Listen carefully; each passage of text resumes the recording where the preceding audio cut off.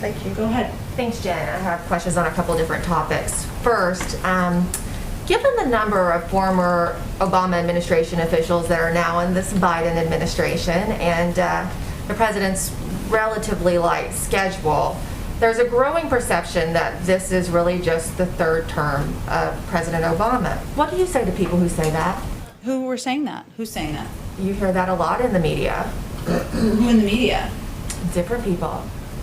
Like, Well, there was lots of questions about when you had Japanese Prime Minister Suga here on the one and only so far in-person bilateral head of state meeting. It was Vice President Kamala Harris who greeted the Prime Minister. Many people found that odd. She's already taking independent one-on-one calls with key allies like Prime Minister Morrison and Justin Trudeau. So I just want to get your reaction to people who question that. well, it's hard to react when I don't know what people you're talking about. I will say that the president met with the prime minister, as you know, and had a full meeting, a full press conference afterwards, and they even shared a meal. So, and the president has had dozens of conversations and calls with world leaders, and should be no surprise that the vice president is also playing an important role, engaging with and having discussions with foreign leaders. It's more so than other vice presidents have. How so? I'd love to see the data. If you want to present that to Provide us. you with that sometimes and would Sure. love to get your reaction on Would it. welcome it. Excellent. And then on the coronavirus, it's a matter of public record that Dr. Fauci and the NIH funded gain-of-function experimentation research at the Wuhan Lab of virology. And given the questions about that lab, why would Dr. Fauci in the U.S. fund that kind of experiments, that kind of research in a Chinese lab?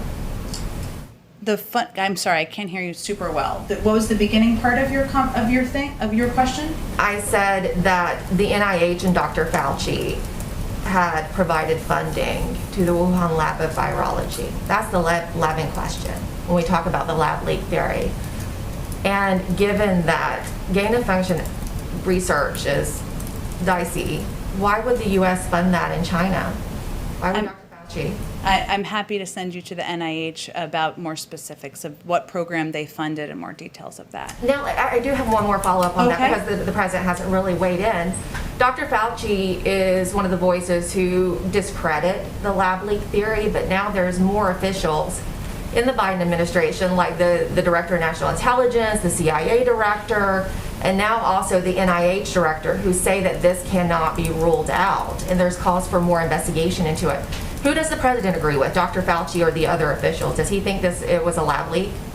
Well, the president has said, and I've said from here many times, that there needs to be a credible, independent investigation through the World Health Organization, and that one that relies on data, relies on participation from China and other countries that may have information. That's certainly something everybody has called for, and we look forward to that happening. Why hasn't the president spoken with President Xi about the origins of the coronavirus yet? He said just a few weeks ago he hadn't yet.